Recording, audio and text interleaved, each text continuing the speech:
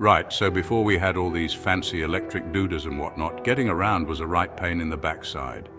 I mean, imagine relying on a smelly old nag to get you to the shops. Not ideal, is it? But that's how it was for centuries. Horse-drawn carriages were the go-to mode of transport, and they were about as exciting as watching paint dry. These carriages, or coaches as some posh types called them, were basically wooden boxes on wheels, pulled along by one or more horses. They were slow, bumpy, and if you were stuck behind one on a hot day, well, let's just say you'd know about it. But hey, you've got to hand it to them. Horse-drawn carriages did their job. They transported people and goods, albeit slowly, and played a vital role in shaping our towns and cities. But let's be honest, they were never going to set the world on fire, were they? Thankfully, some bright sparks started tinkering with newfangled contraptions, and the rest, as they say, is history.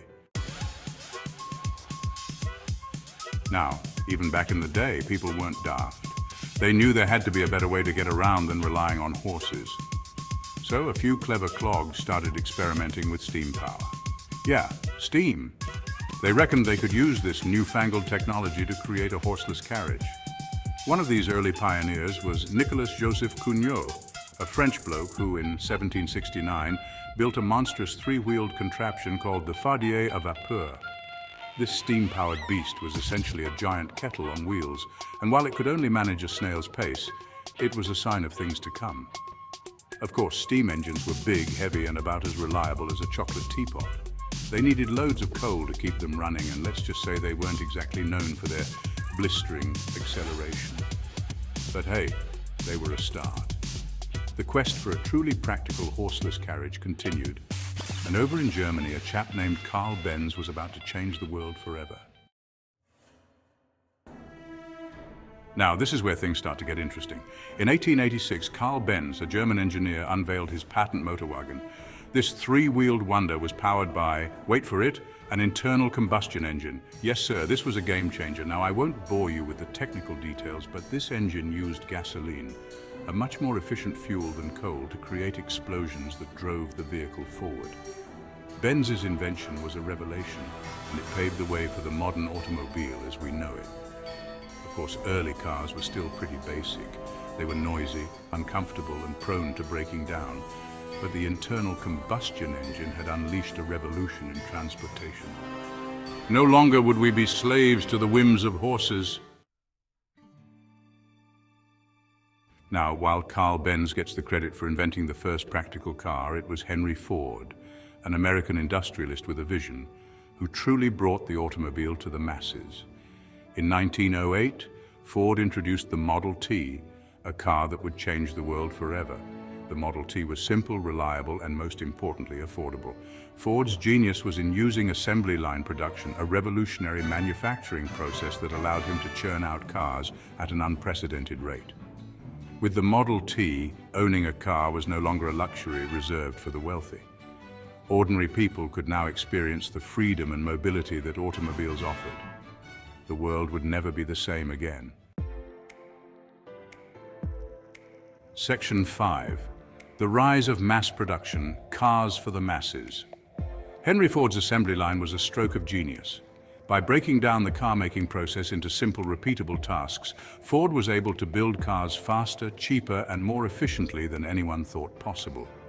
Other car manufacturers quickly adopted Ford's methods, and soon cars were rolling off production lines all over America and Europe. The rise of mass production made cars more affordable and accessible to the average person, leading to an explosion in car ownership. This newfound mobility had a profound impact on society. People could now live farther from their workplaces, leading to the growth of suburbs.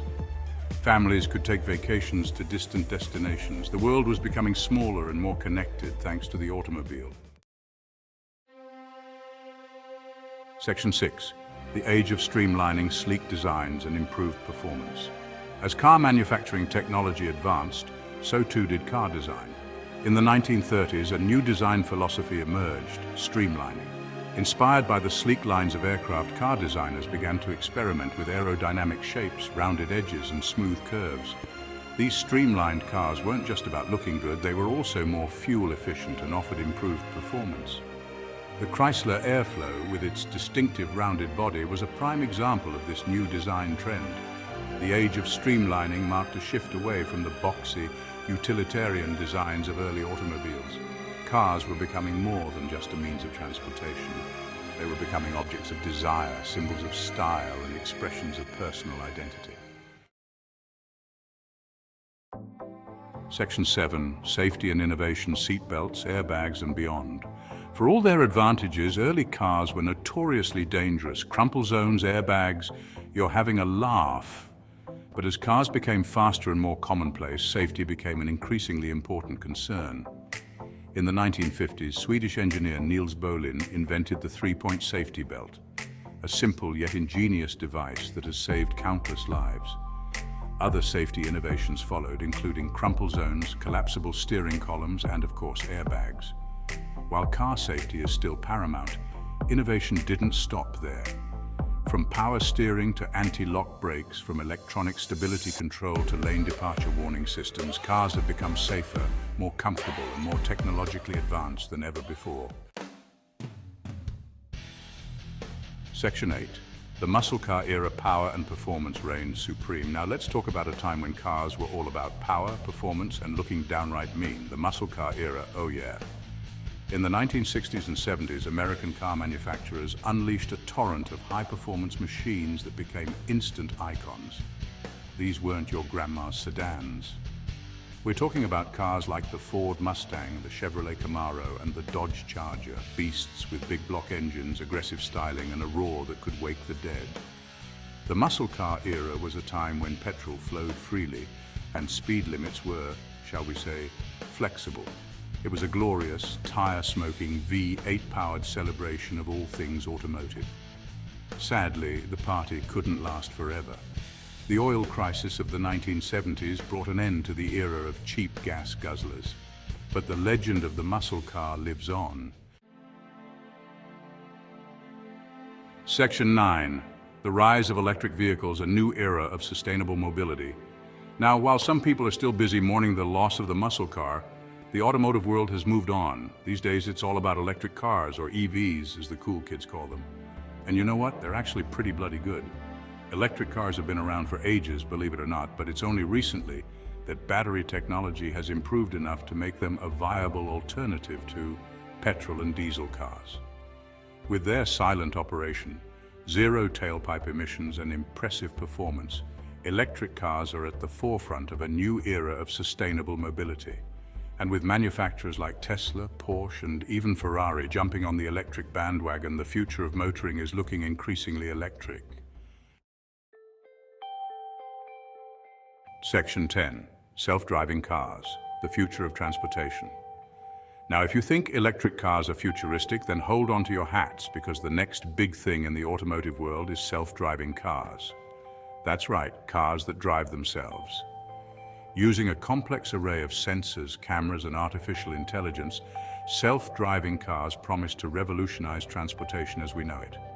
Imagine a world without accidents, where you can sit back, relax, and let the car do the driving while you catch up on some work or enjoy a cup of tea.